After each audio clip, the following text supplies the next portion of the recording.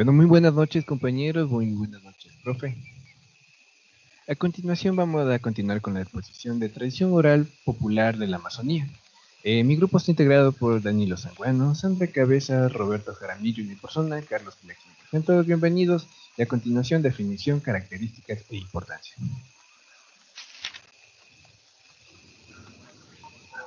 Muy buenas noches con todos. Para empezar con la exposición vamos a hablar lo que es la tradición oral.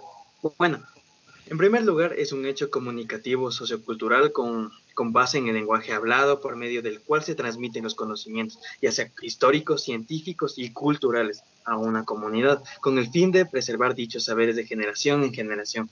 Es una de las actividades comunicativas humanas más antiguas y más distendidas a lo largo del plano entre cientos de culturas. A continuación vamos a ver sobre lo que es la introducción a la tradición oral. Empezamos con lo que es la introducción oral y nos podemos dar cuenta que la mayor parte de las personas han tenido experiencias con culturas de la Amazonía y se han dado cuenta que se han desarrollado sin escritura. Y es importante mencionar que la gran diferencia que existe entre la lógica de una tradición oral y de la tradición escrita es que la tradición oral es que se vive y se transmite por medio de la palabra como lo sería con la memoria oral, enriquecida y matizada según la historia y la personalidad de cada relator y cualquier aproximación de proyección del mismo nivel en el plano escrito. Para que esta transposición favorezca un real conocimiento de un pueblo y toda su cultura se supone un acto de codivisión, de reconocimiento del otro como tal. Solo así se puede avanzar hacia un enriquecimiento mutuo entre pueblos diferentes, hacia una comprensión mutua, y de esta forma podemos encontrar lo que son los pictogramas sobre los mitos e historias sobre la vida y el ayer del hoy. Y este material es recogido sobre una visión parcial del mundo de las culturas pertenecientes a la Amazonía, como es su articulación espacial y temporal, hecha por la misma gente, sin pasar por la mediación reductora de la escritura unidimensional, rígidamente secuencial, por lo que es importante destacar que algunos comuneros fueron recogiendo y transcribiendo diferentes relatos para utilizarlos en las reuniones. También podemos encontrar la clasificación, donde encontramos que la tradición fija y las tradiciones libres. Las tradiciones fijas se incluyen los refranes, adivinanzas, proverbios, canciones y décimas o estrofas, por lo que no varía mucho en su estructura, mientras que en las tradiciones libres podemos encontrar lo que son los cuentos, los mitos, leyendas, relatos.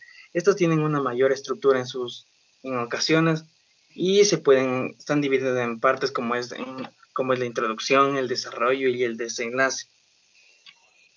Una de las principales características de la tradición oral es que la tradición oral posee dos elementos principales, como lo es la identidad cultural, que es la forma en cómo se concibe una comunidad con respecto a las otras comunidades.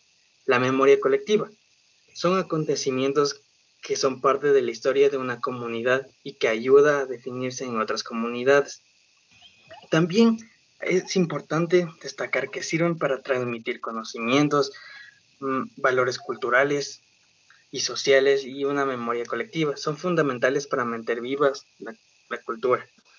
Sobre todo, tenemos que mencionar la importancia en el ámbito educativo, y es el hecho de incorporar la tradición oral en el proceso de enseñanza-aprendizaje que posibilite ofrecer una adecuada atención a la comunicación oral desde fundamentos ya sea socioculturales, comunicativos y cognitivos, con el objetivo de elevar la autoestima de los educandos. Al ellos percibir la valoración de sus tradiciones culturales, fortaleciéndose los sentimientos de identidad nacional y regional.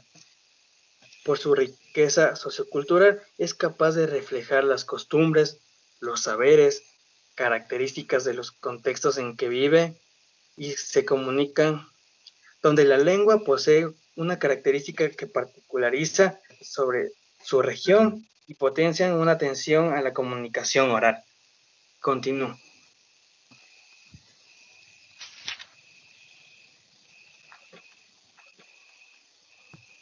Bueno, yo les voy a hablar de lo que es la leyenda. Como ustedes saben, la leyenda es una narración popular o un cuento que está compuesto por hechos reales, pero también tiene hechos fabulosos con elementos fantásticos, que son parte del folclore y del origen, especialmente de nuestros antepasados, que se transmiten de forma oral de generación en generación. En este caso, vamos a darles a conocer dos leyendas que llamaron nuestra atención. Una de ellas es el oso de la puerta del viento.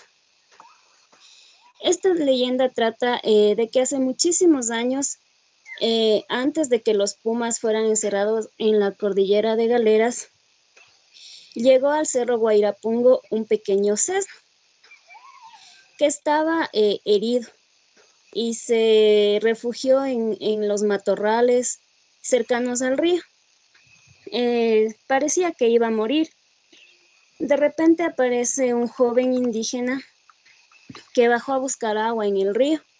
Escuchó los gemidos del oso que estaba lastimado, lo buscó, lo encontró, vio que estaba sufriendo con las heridas que tenía, por lo que lo recogió y lo llevó a su aldea. Ahí lo que intentó es curarle sus heridas, desinfectarlas y proteger al animal. Se ayudó mucho del árbol de sangre de drago, que es un elemento muy importante en la Amazonía. Es usado como medicina natural. Al paso del tiempo, el pequeño sesno se curó, sus heridas cicatrizaron, se puso mucho mejor, se salvó de la muerte. Entonces, pasó un tiempo dentro de la comunidad de este joven indígena. Vivió ahí con él como una mascota. Continuó pasando el tiempo y el oso creció. Ya en una edad adulta, con casi 2 metros de altura, tenía el cariño y el respeto de toda la comunidad, especialmente del joven que le salvó. Pero un día desapareció de la aldea y todo el mundo pensó que ya iba a morir. No supieron nada del oso, el joven tampoco supo nada de él y él continuó con su vida. Al poco tiempo el joven iba por la selva a visitar a una amiga cuando de repente se vio atacado por un tigre. El joven no sabía qué hacer, sentía mucho miedo, pensó que iba a morir. Sin embargo, poco después observa una gran sombra que aparece de en medio de los árboles.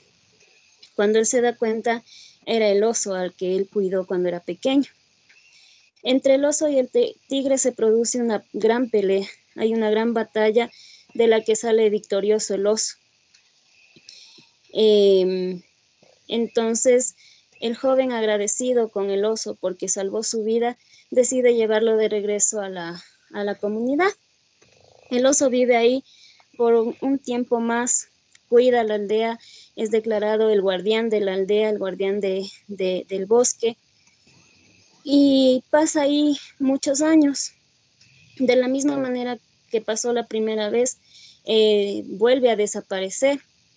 Nadie supo nada de él más que tomó una ruta que llevaba al cerro Guairapungo, que es el cerro de donde él apareció, y que su significado en español es Puerta del Viento.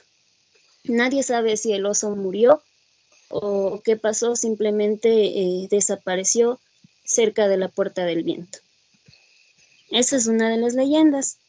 Otra leyenda que es también importante por la historia que contiene en sí es la leyenda de la ayahuasca.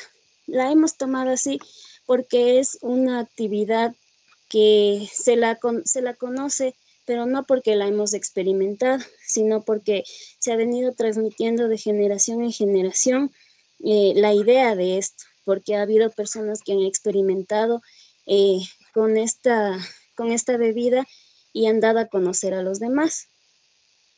La ayahuasca es una planta trepadora o un bejuco que tiene propiedades alucinógenas. Esta planta crece cerca de los árboles y se enreda en estos. Los indígenas siempre han protegido y han cuidado esta planta con gran cariño y esmero, pues ellos creen que esta planta tiene poderes mágicos. Cuando la planta tiene más o menos 3 años, los bejucos se multiplican, crecen muchos alrededor del árbol, forman como un enredijo entre los árboles, y al pasar el tiempo los indígenas hacen con pequeños trozos de aproximadamente 10 centímetros unos atados que los ponen a secar al sol. Cuando esta planta o este bejuco ya se seca, los indígenas vuelven a transformar los atados de 10 centímetros en atados más pequeños, y con esto preparan un brebaje que, como ya les decía anteriormente, tiene propiedades alucinógenas. Para preparar este brebaje se pone a hervir un atado de esta planta en una olla con más o menos 2 litros de agua. Esta medida de agua hierve hasta que casi se seque, y lo que reste del agua ya contiene en sí la bebida original conocida como ayahuasca. Los indígenas saben utilizar esta droga y proceden a calentarla en baño María. Sirven a cada persona en una ceremonia muy solemne una pequeña copa. Hacen que las personas la consuman, y si de repente hay algún tipo de contradicción, digamos así, les ayudan a que se relajen con una bebida de guayusa. Esta bebida les ayuda a fortalecer su cuerpo y les permite llegar como a un espacio donde ellos puedan llegar a alucinar.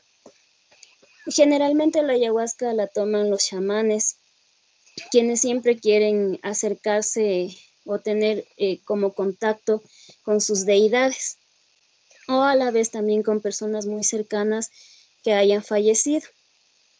A veces también hacen esto porque si fueron víctimas de un robo, ellos piensan que cuando alucinan van a poder conocer la cara del ladrón, o simplemente por querer tener visiones. El indígena que oficia el ritual generalmente es un chamán o un brujo. Es el responsable de la vida de todos los que hayan ingerido o que quieran ingerir esta bebida. Entonces, él es el encargado de cuidar de quienes deciden llegar a la alucinación.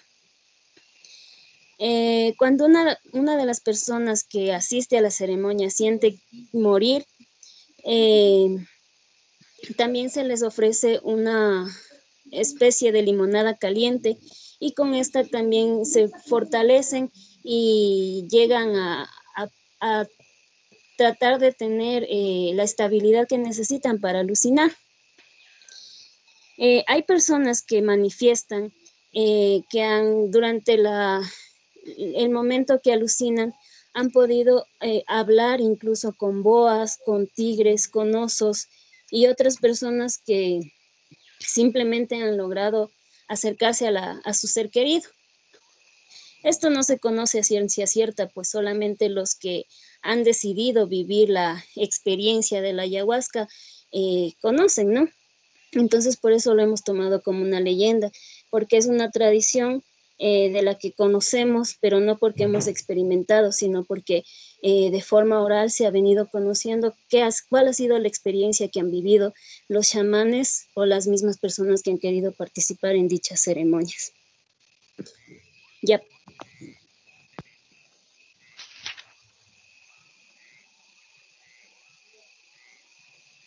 Bueno, continuando con la tradición oral, tenemos los cuentos, los cuales también son muy importantes. Entonces, empezamos con los invencibles guerreros de la selva. Esta historia es un cuento el cual más lo narrarían la cultura Waorani. ¿De qué se trata? Pues dice que el cuento, un caudillo en una cabaña llamada Guamoni se reunieron diversos hombres del clan Guaurani, el cual Guaurani significa caras pintadas de rojo, lo cual realizan con semillas de achote para impresionar a los demás o demostrar una señal de guerra.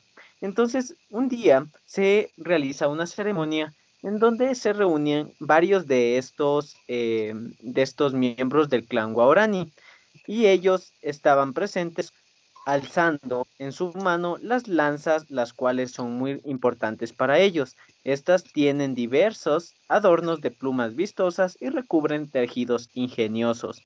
Entonces ellos incluso les ponen diversas coronas llamativas de loros y guacamayos en su cabeza como corona. Y aquí es donde empiezan a planear su ataque. Eran 11 guerreros los que estaban reunidos y entre ellos eran Enkeri, Boya, Gaba, Niwa, Ima, Enomenga y otros más. Varios de ellos ya habían participado en otros tipos de ataques de sorpresa y muy cuidadosos y silenciosos lo realizaban, por lo que ellos causaban mucho miedo solamente de escuchar la palabra Aucas. Entonces, por eso ellos eran muy conocidos. Así que este día que se reunieron, hicieron una ceremonia. Y en esta ceremonia lo que pedían eran por sus ancestros fallecidos que les guíen en lo largo de su viaje por la selva y les permitan e incluso les ayuden de forma, un ataque de forma sorpresiva, causando el mayor número de víctimas, impactando a todos los cuerpos con mortíferas lanzas y para ello incluso llevaban 3 tipos de dimensiones de su armamento, los cuales estaban hechos con madera de chonta. Así que en ese momento ellos ya planeaban cómo iban a realizar el ataque y al momento de lograrlo se llevarían de trofeo machetes, cuchillos o algún otro tipo de arma que encontraran en el lugar una vez hecho el ataque. Así que sin más decidieron ir hacia este lugar, el cual era un poblado llamado Arajuno. Aquí se encontraban petroleros y ellos iban a ser asesinados. Así que luego de varios días de recorrido por la selva, ellos pasaron por la selva, por los ríos, incluso pasaron una que otra montaña para lograr llegar a este poblado. Y una vez llegado aquí, estaban buscando el momento oportuno para realizar un ataque y para ello utilizaban su medio de comunicación que era su propia lengua, sonidos de aves o de incluso aullidos de monos. Así que al momento de para llegar a este poblado tuvieron que cruzar un potrero y justo en el momento en el que estaban cruzando el potrero lograron ver a una vaca, la cual ellos se quedaron sorprendidos porque nunca habían visto a semejante animal. Y en un momento a otro, la vaca pega un mugido y dice muy largo de repente, y ellos se asustan tanto que salen huyendo despavoridos pensando que iban a ser atacados o asesinados. De una forma causal, la vaca resultó victoriosa e hizo huir a los guerreros invencibles. Ahora por otro lado, otro cuento, es la planta que orienta, la cual la cultura que puede contar esto es la etnia Shuar, cerca del río Pastaza. Dice que un muy fuerte cazador estaba adentrado en la selva y en esta selva él se encontraba realizando una misión muy importante, la cual era cazar a monos chorongos. Así que llevaba como arma una larga cerbatana de chonta y su portador de dardos. Este tenía tenían en su punta veneno curare.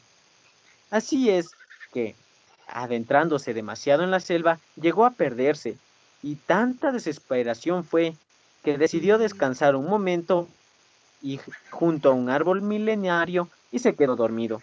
Así de repente, luego de un rato que se quedó dormido, le despierta un señor que le tocó el hombro y le preguntó, ¿qué le pasó? ¿Qué hace ahí? Y entonces el cazador le respondió, No sé dónde me encuentro, tampoco conozco el camino. Entonces este señor desconocido le dijo: te sacaré de este lugar, sígueme. Entonces caminaron por varias horas por toda la tupida selva y cauces terrenosos, hasta que llegaron al final en donde ya no había mucha selva, y aquí el desconocido le dijo: hasta aquí te acompaño, sigue adelante. El cazador le preguntó: ¿cómo te llamas? Y este señor le dijo: me llamo Hinkimi, y desapareció de la nada. Entonces el hombre caminó un poco más y llegó a una vivienda habitada por aborígenes, a los cuales le contó lo que había sucedido, y se extrañaron demasiado estos aborígenes al escuchar ese nombre, porque ese nombre era el nombre de un árbol de la selva, que los chamanes lo utilizaban por sus poderes curativos. De esta manera, lo que llegaron a concluir es que quien le ayudó a, a guiarlo y que llegara a este lugar fue el espíritu de la selva que le salvó. Entonces, desde ahí, esta historia se volvió una leyenda y ese lugar tomó el nombre de Jimkimi, o planta que orienta. A continuación, mi compañero. Muy bien, llegamos a la parte de la tradición oral donde topamos el mito. El mito es una historia fabulosa de tradición oral que explica, por medio de narración, las acciones de seres que se encarnan de forma simbólica a la fuerza de la naturaleza y aspectos de decisión humana. A continuación le presentamos el Chuita y el Sumaco y la Sirena del Río. El Chuita y el Sumaco.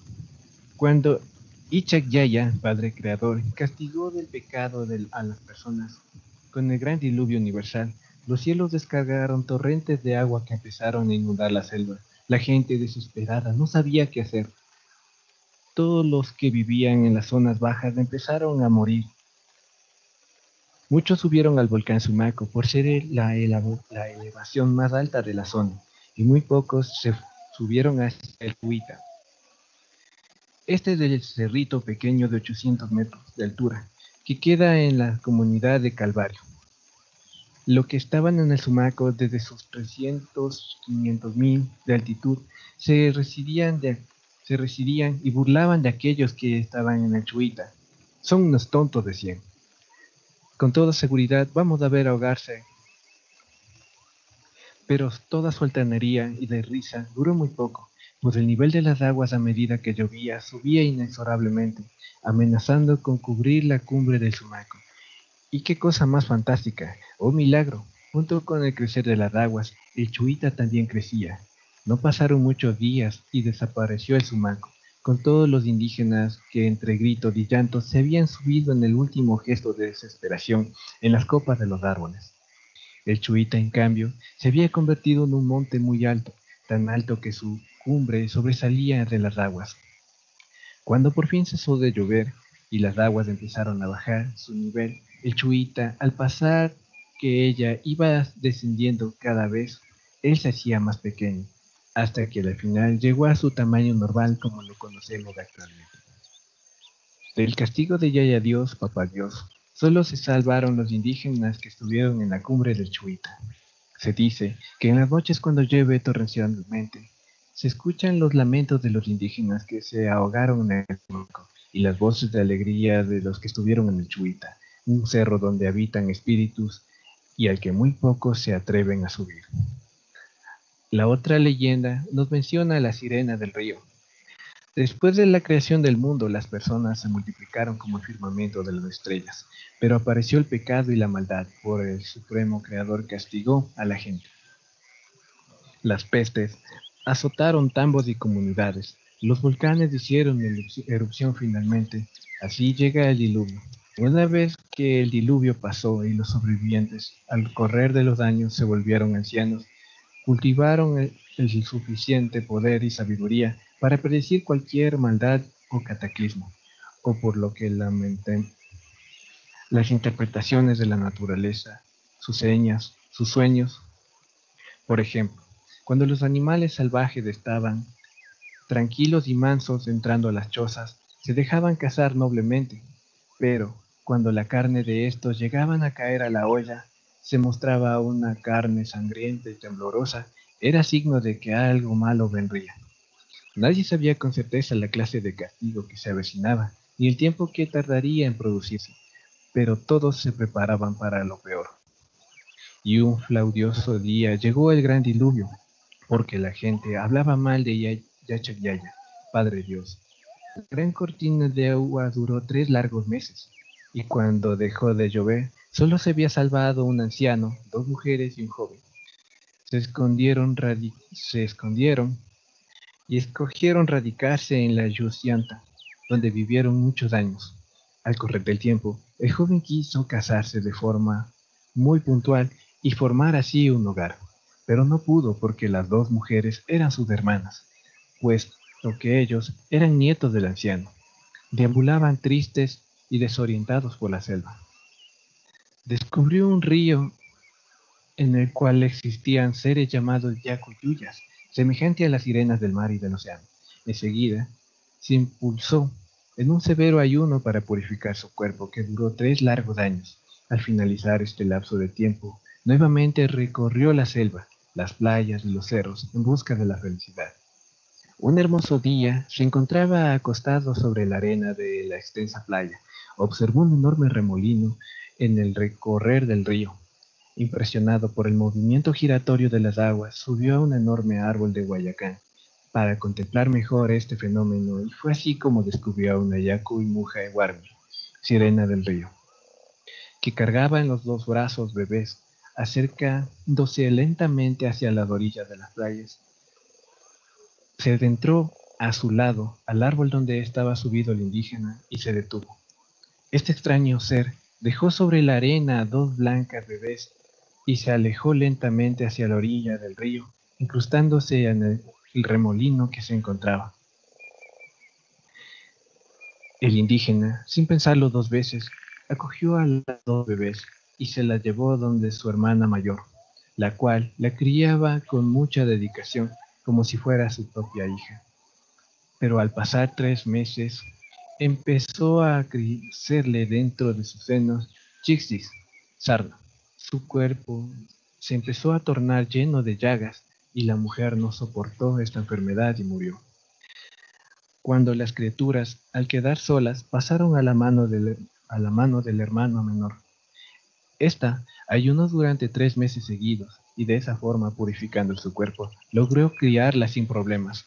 Con el paso de los años, las niñas se convirtieron en 2 hermosas mujercitas que respondían al nombre de Milana Iñañu y Saninda Iñacu. Y es que al criarse lejos del río, no habían desarrollado la mitad de su cuerpo de forma de pez. Al contrario, se habían convertido en 2 hermosas mujercitas, alegres, trabajadoras, muy madrugadoras y grandes tomadoras de chicha.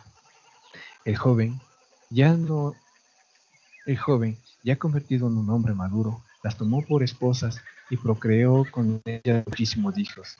De ellos descienden las actuales generaciones de los seres humanos que pueblan la Amazonía.